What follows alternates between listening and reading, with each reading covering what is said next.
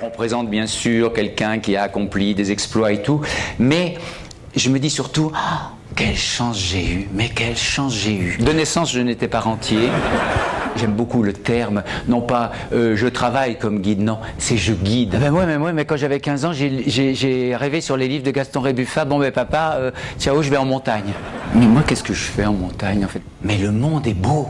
Ah oui, mais je sais ce que je fais en montagne.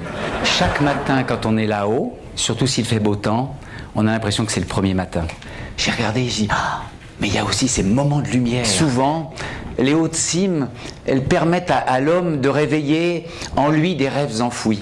Et ces rêves enfouis, c'est souvent des rêves d'enfant. Mais tu connais pas ta filière, t'as 14 ans, comment? Mais tu vas faire... Le corps va, lui, être la machine qui va nous permettre de nous élever vers des cimes qui nous font rêver. La montagne peut être aussi parfois rude, triste, grise. Hein, c'est pas tous les jours, c'est pas une carte postale, la montagne. C'est quoi la haute montagne pour l'ensemble des gens?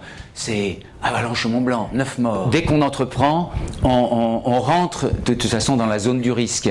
On vient juste de parler des accidents d'entreprise, donc ça tombe quelque part vraiment bien, parce que pour nous, c'est constamment d'actualité. Et en même temps, en général, on arrive à aller dans cet environnement complexe et à risque, globalement en sécurité.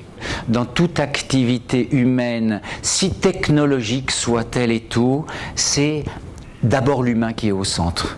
C'est-à-dire que l'homme, il a besoin effectivement de se réaliser à travers un métier qui lui correspond. Une entreprise est toujours quelque part un orchestre. Alors après, dans le monde de l'entreprise, c'est pas toujours aussi poétique, mais qu'il y a quand même une passion commune partagée. C'est-à-dire que chacun se sent quelque part à sa place vers un sommet.